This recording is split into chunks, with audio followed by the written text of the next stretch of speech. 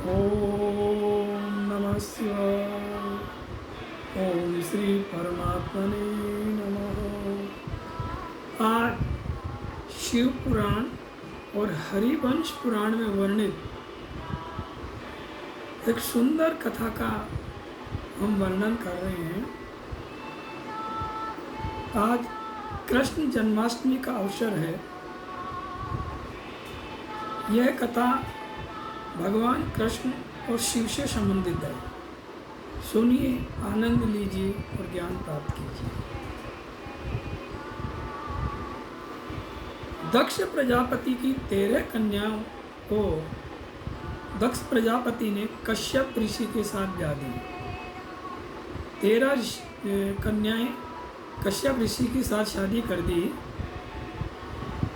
बड़ी लड़की का नाम था दिति। दिति के 2 पुत्र हुए जो राक्षस हुए, हिरणाक्ष और हिरण्यकशिपु। हिरण्यकशिपु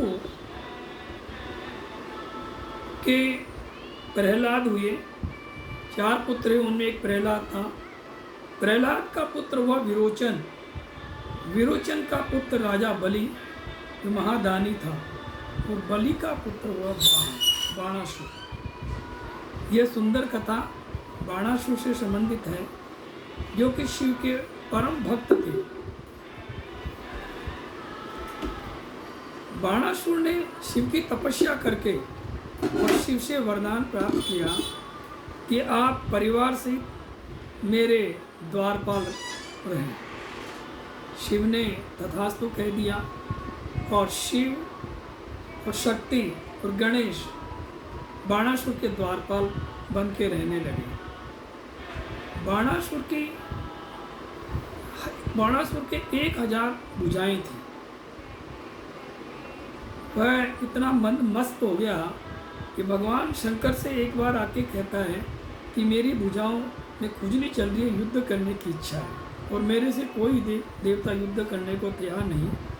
मुझे आपके समान बलशाली योद्धा चाहिए जो मेरे से युद्ध करे।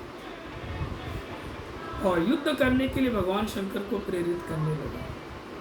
भगवान शंकर ने को क्रोध आया रुद्र को, और श्राप दिया। उसको कहा कि कुछ समय पश्चात मेरे समान बलशाली श्री कृष्ण तुझसे युद्ध करेंगे और तेरी भुजाओं का छेदन कर देंगे। बाणासुर की एक पुत्री थी उषा। उषा पार्वती की भक्ति करती थी और पार्वती से वरदान चाही कि हे माँ, मुझे भी ऐसा वर दो जैसे शिवजी आपसे प्रेम करते हैं वह मुझसे प्रेम करें। माँ शक्ति ने उसे वरदान दिया कि स्वप्न में तुझे जो वर प्राप्त होगा वही तेरा वर होगा।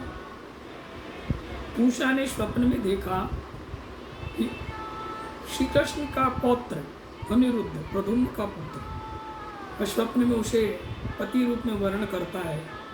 सुबह उठती है और अपनी सखी चित्रलेखा से वर्णन करती है कि मुझे यदि वह नहीं मिला तो मैं अपने प्राण त्याग दूंगी। चित्रलेखा विभिन्न लोगों के चित्र बनाती है। अंत में जब अनिरुद्ध का चित्र बनाने लगती है और उषा बता देती है कि यही वह है जो मुझे स्वप्न में आकर के मेरे से संबंध स्थापित किया है। चित्रलेखा मायावी थी। वह अनिरुद्ध को रात में उठा करके ले आती है और उषा को दे देती है। उषा उसके साथ रहने लगती है। बाणासुर के दूतों को पता लगा कि उषा किसी पराये पुरुष के साथ रह रही है, तो उसने बाणासुर को कहा। बाणासुर ने अनिरुद्ध से युद्ध किया और आखिर उसे मारने के लिए प्रेरित हुआ। बाणासुर का सेनापति कुष्मांड, उसने कहा कि इसे मारो मत, और उसको नाग पास से बांध देते हैं।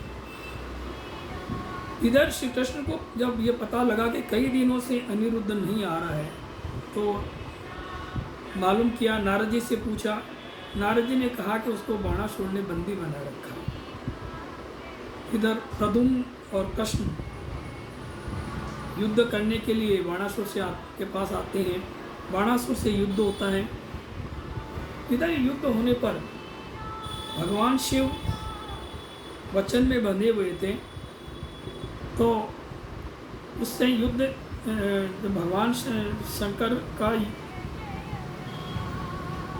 शंकर बाणासुर के साथ देते हैं। और कहा जाता है कि शिव और भगवान कृष्ण के 6 महायुद्ध चला और युद्ध अनिर्णित रहा।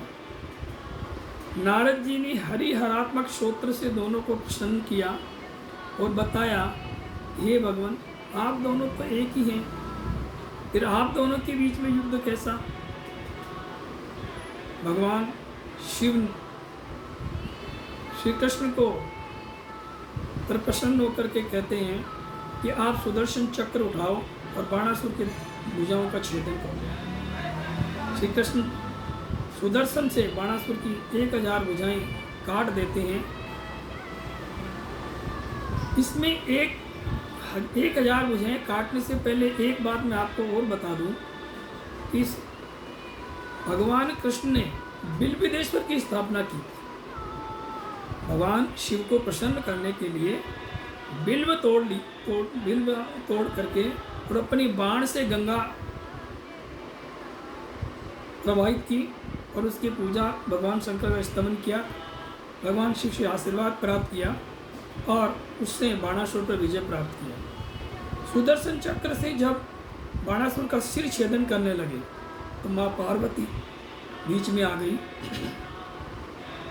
और श्री कृष्ण को कहती है कि ये मेरा पुत्र है, मैं प्राण इसको नहीं लेने दूंगी।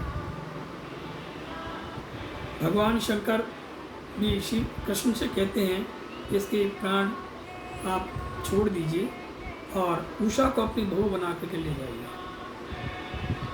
श्री कृष्ण उषा को अपनी पौत्र वधू बना करके ले आते हैं।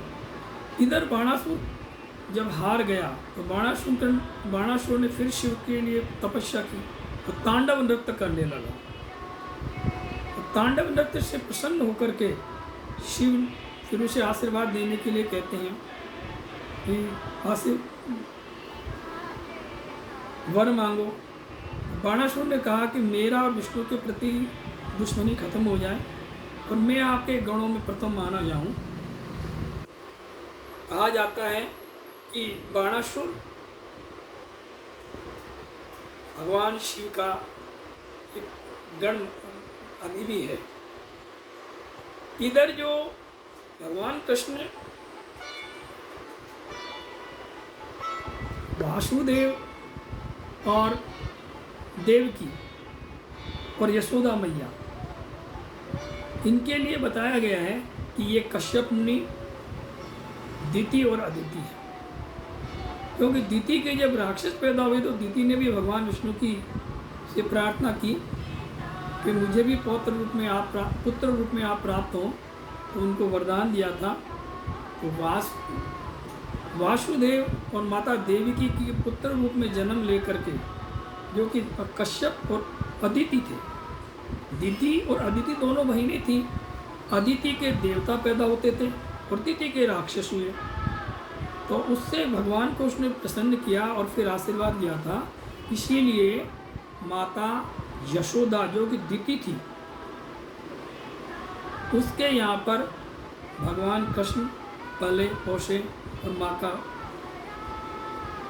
और बलराम की माँ थी यशोदा। तो माता यशोदा ने दोनों का मातृ रूप में वात्सल्य प्रेम प्राप्त किया। ओम नमो भगवते वासुदेवाय। श्री कृष्ण चरण कमलेभ्यो नमः। श्री कृष्ण चरण